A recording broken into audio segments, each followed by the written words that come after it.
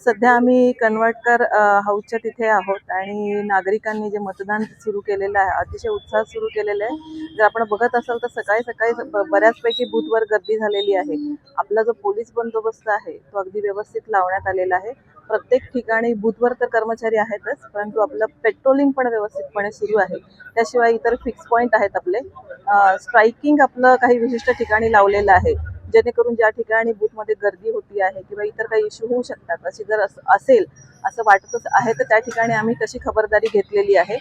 आता तरी सध्या व्यवस्थित मतदान सुरू आहेत. सर्व कर्मचारी आमचे हजर आहेत, सर्व अधिकारी बाहेर पेट्रोलिंग करतात आहे आणि व्यवस्थित वातावरणामध्ये सध्या मतदान सुरू आहे.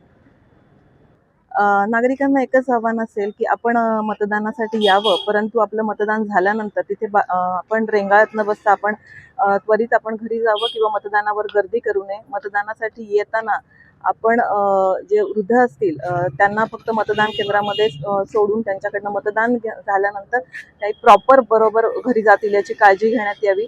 त्याचप्रमाणे मतदान केंद्राच्या आसपास इतर लोकांनी गर्दीने उभं राहू नये. 100 मीटरची जी लाईन आहे त्यामध्ये आपण जे सगळ्या आपल्याला सांगितलेल्याप्रमाणे खबरदारी घेणं गरजेचं आहे. 100 मीटरच्या आत आपण गाड्या आणू नयेत.